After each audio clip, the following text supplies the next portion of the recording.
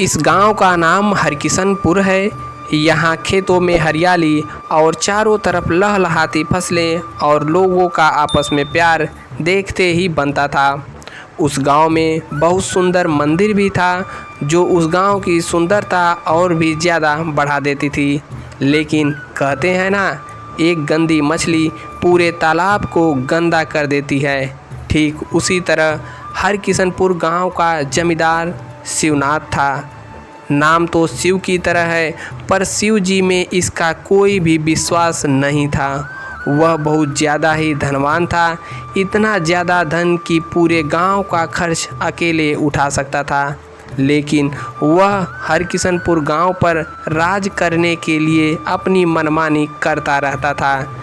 जब गांव का कोई भी किसान कर्ज लेने शिवनाथ के पास जाता था, तो ठाकुर किसानों को कर्ज देने से पहले उनसे अपना ब्याज ले लेता था। जो किसान ब्याज नहीं दे पाता था, वो बंदी बनकर उसके घर पर काम करता था, जब तक कि उसका पूरा पैसा वसूल नहीं हो जाता। और वह इतना ज़्यादा क्रूर था कि खेतों में बैलों की जगह किसानों से काम कराता था।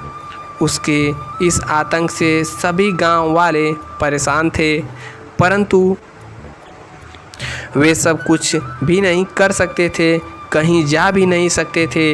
इसी गांव में रामू और रागनी नाम के दो पति पत्नी रहते थे।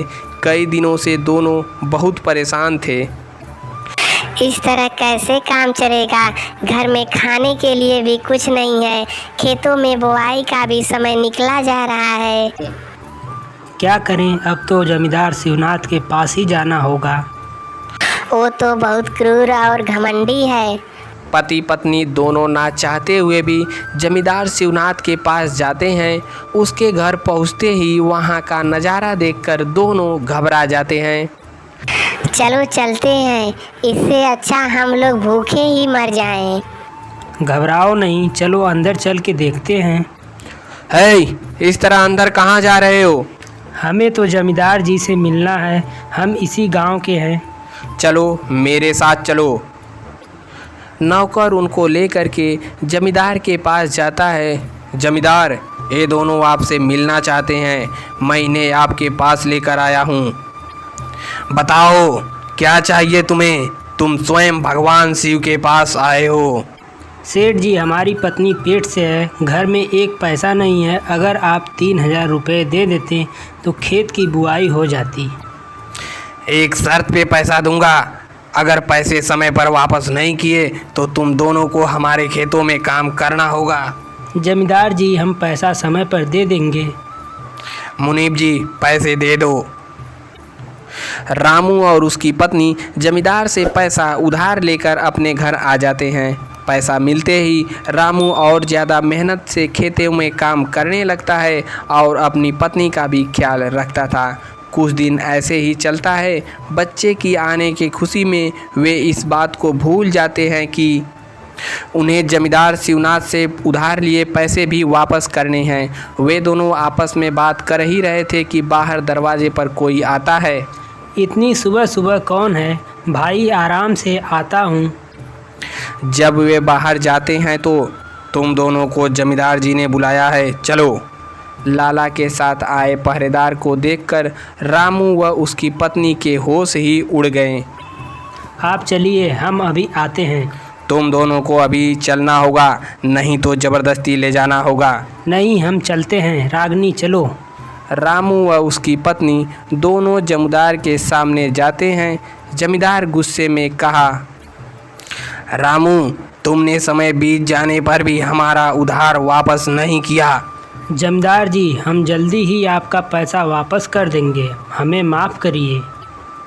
हमारे यहाँ बस एक ही वसूल है, ले जाओ इन्हें, खेतों में बैलों की जगह बांध करके जुताई कराओ इनसे। जमींदार जी, हम लोगों पर दया करिए, हम पर नहीं तो हमारी गर्भवती पत्नी पर दया करिए। ले जाओ दोनों को यहाँ से।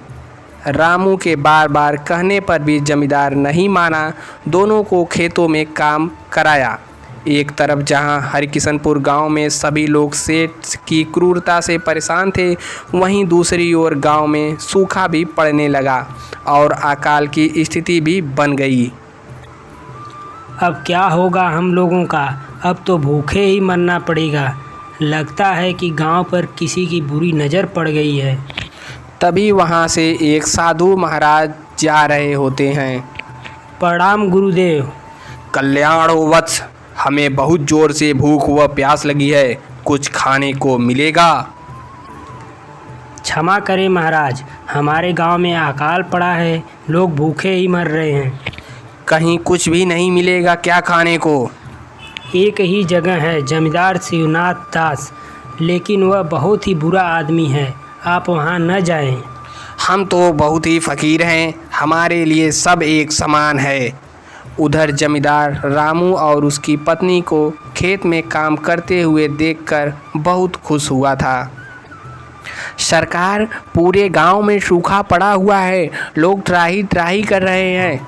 हा हा हा हा हा हा, तब तो लोग हमारे ही पास आएंगे। तभी साधु वहां जाता है। तुम्हारा भला हो वत्स, इस भूखे ब्राह्मण को कुछ खाने को मिल सकता है?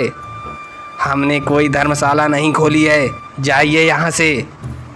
हम तो फ़कीर हैं, चले जाएंगे, पर यही अत्याचार तुम्हारे विनाश का कारण बनेगा। तब तक रामू की पत्नी को चक्कर आता है, वह वहीं बेहोश हो जाती है। सभी औरतें उसे उठाकर अंदर ले जाती हैं। कुछ देर बाद दादी आती हैं। रामू, तुम बाप बन गए हो, अब 3 पुत्र हुए हैं। नारायण नारायण, सब ऊपर वाले की कृपा है। गांव की औरतें तीनों बच्चों को बाहर साधु महाराज के पास लाती हैं। तीनों बच्चों के माथे पर चमकता तेज देखकर पता चल रहा था कि ये कोई साधारण बालक नहीं है। महाराज, आशीर्वाद दें। कल्याण हो।